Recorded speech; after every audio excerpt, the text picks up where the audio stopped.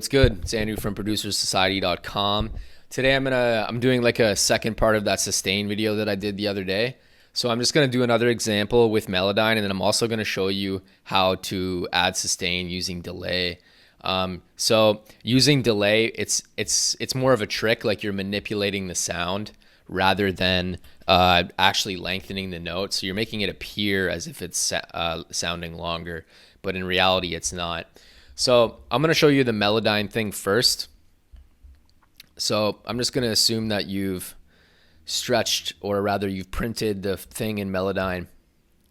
So you can kind of see this note here, right? Like whenever you have a note at the end of a passage or in between, like where there's a large space between, say here's this one, notice a distance between these and these ones. You're able to get more sustain out of it because of this line right here. Like you can make these notes longer too, but it's gonna, like, you can kind of get them to be a bit longer, but it's gonna interfere with the following notes. So anytime you add sustain, it's got to be at like the end of a passage, or it's got to be in the middle of a passage. Either way, there has to be a space. But anyway, you can kind of hear what it sounds like right here. Let's go up to 57, I believe.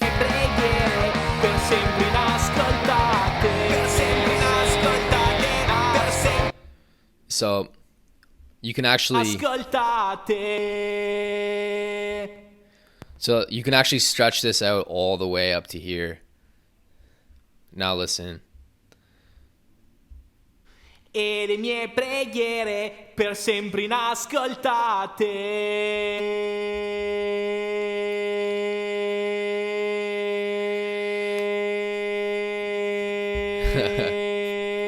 Sounds pretty funny. Hanno perso cercando una risposta.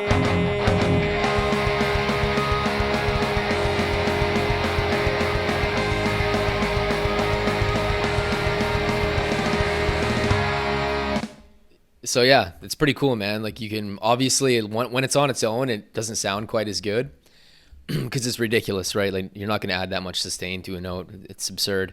But in the context of the mix, it actually doesn't sound like terrible. You know, it doesn't sound too bad. So the next trick that I'm going to show you in terms of getting sustain out of a note, it's with delay. It's with delay, and I'm going to show you how to do it. So for the delay, I use the what is it called? The kilohertz delay.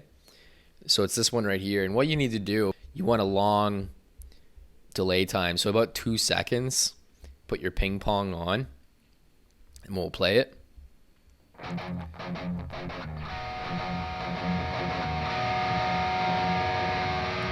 So you notice how it plays over and over again like that, right? Well, we don't want that. We don't want that per se. So what we're going to do is we're going to set up this automation like this. We're going to get the automation line on the mix, which is going to control this parameter, right?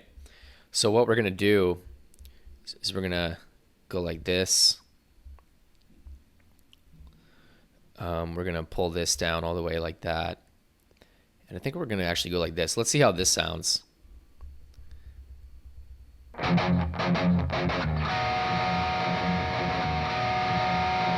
We're actually going to pull that down even more, so like this.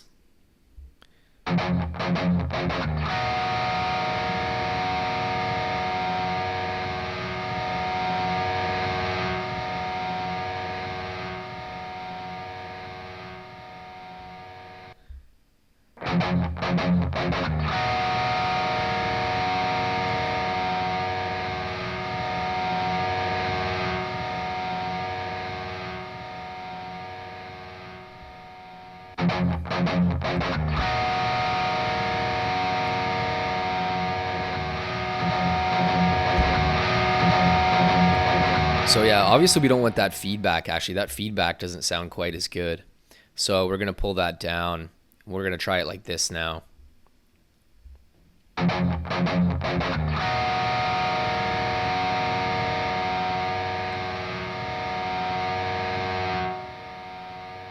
So there we go. We're able to get more sustain on it by doing that. Now you can hear it playing again slightly in the background, but if you would get your feedback setting right, you can have it not be as pronounced, essentially. Also, we can pull the mix down just like a tiny bit.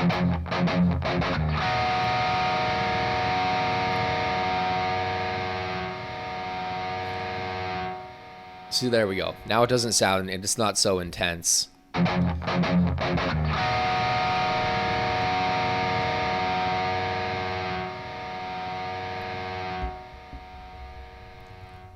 So there we go. Now it plays out for a lot longer. So anyway, that's how I would get a sustain effect. But at the end of the day, Melodyne is obviously where it's at.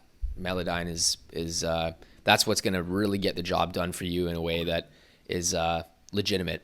But anyway, I hope you liked this video. I hope it helped you a lot as well. Make sure you like and subscribe. If you didn't like it, make sure you like and subscribe anyway. And then I'll see you guys in the following video. All right? Peace.